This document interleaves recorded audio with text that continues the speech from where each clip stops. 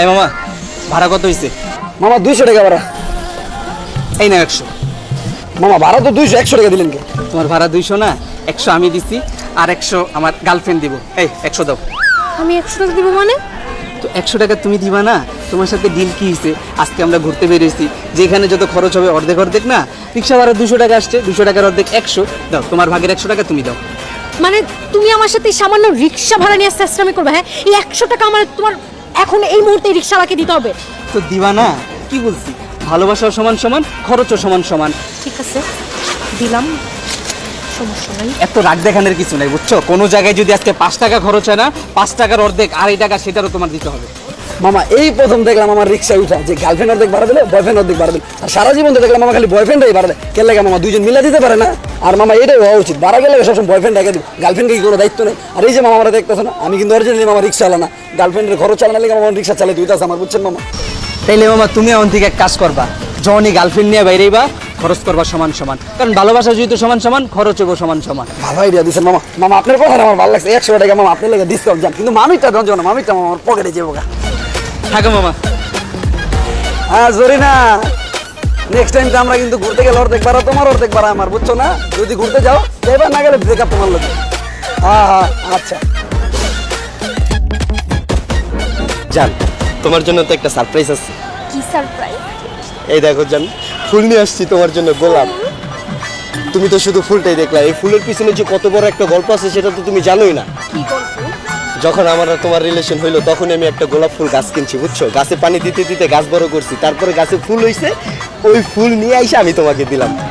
ওরে আমার ভালোবাসাটা। তুমি খুশি হইছো না জান? হ্যাঁ। এলে একটা চুমা দাও।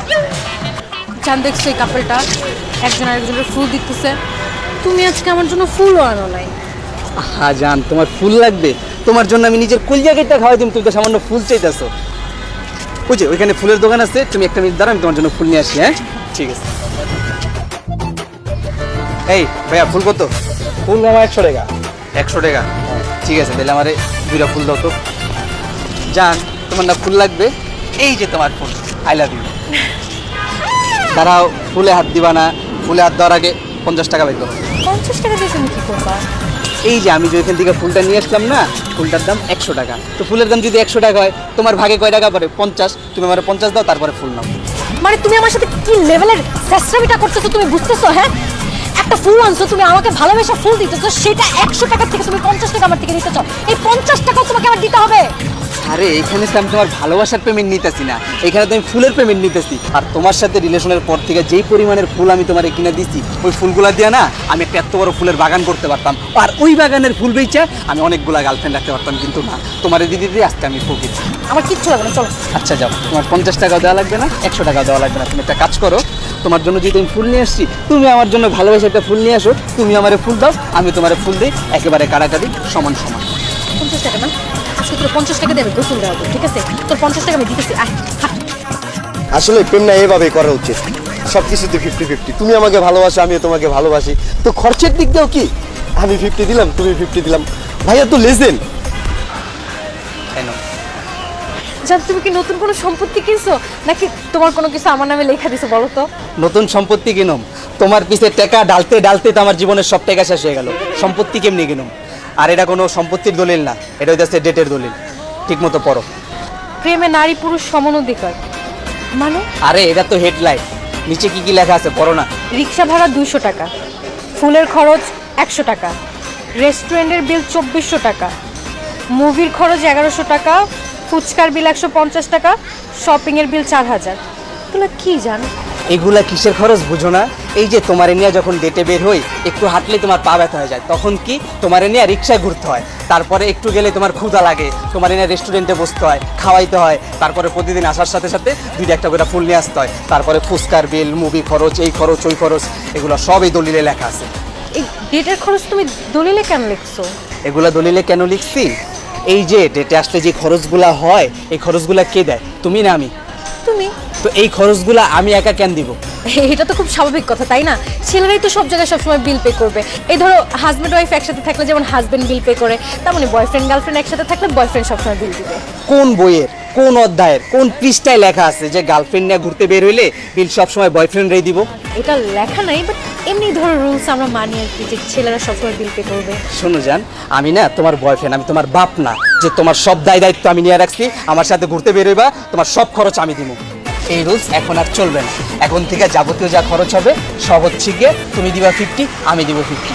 আর ভালো কি আমি তোমার একলা বাসি, তুমি আমারে বাসো না? হ্যাঁ আমি বাসি, আমি তোমার থেকে বেশি তোমার ভালোবাসি। তুমি আমারে আমার চাইতে বেশি ভালোবাসো, খরচের সময় তো বেশি করো না, বেশি না করো, অর্ধেক তো করতে পারো। তুমি 50 দিতে পারো, আমি 50 দিতে পারি। খরচের বেলায় সব খরচ আমার, সব খরচ বয়ফ্রেন্ডের। কেন বয়ফ্রেন্ডরা কি সব খরচ নেওয়ার দায়িত্ব নিয়ে রাখছে? আর বলার সময় তো বলো যে নারী পুরুষ সমান অধিকার, তো প্রেমের বেলায় নারী পুরুষ কেন সমানভাবে খরচ করবে না? আচ্ছা জানো, আমি বুঝতে পারছি, তুমি জাস্ট আমায় একটু বুঝায় বলো, তুমি কেন তো অ্যাগ্রেসিভ হয়ে আছো, এমন কেন করতেছো, কি হয়েছে আমার একটু বলো। আমি তো চাই প্রতিদিন তোমার সাথে ডেট করতে, কিন্তু কিভাবে করব? যখনই তোমার সাথে ডেটে বেরোই 8-10 হাজার টাকা খরচ।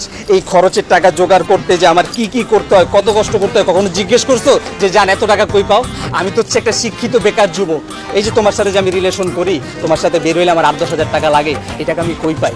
এই টাকা জোগাড় করতে আমার বাপের পকেটে টাকা চুরি করা লাগে। আর নাইলে স্যার মতো বন্ধু বান্ধবের কাছে হাত পাততে হয়, দোস্ত 2000 টাকা দাঁড় দে, দোস্ত 2000 টাকা দাঁড় দে। আমি সারা জীবনে নিজে পড়ালেখা করি নাই, তোমার এই ডেটের খরচ চালাইতে আমার নিজে এখন স্টুডেন্ট পড়াইতে হয়। এইভাবে আর কয়দিন? আমি যে এইভাবে তোমার এই খরচ দিয়া দিয়া চালামো, এইভাবে আর কয়দিন?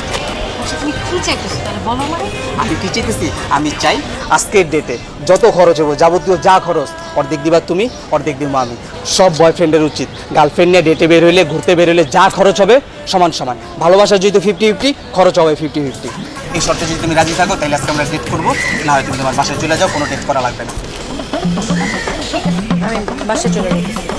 কি এখন বাসায় যেতেছো গা? না এখন খরচের কথা আইছে না, এখন বিল দিতে হবে না, এখন বাসায় যেতেছো গা?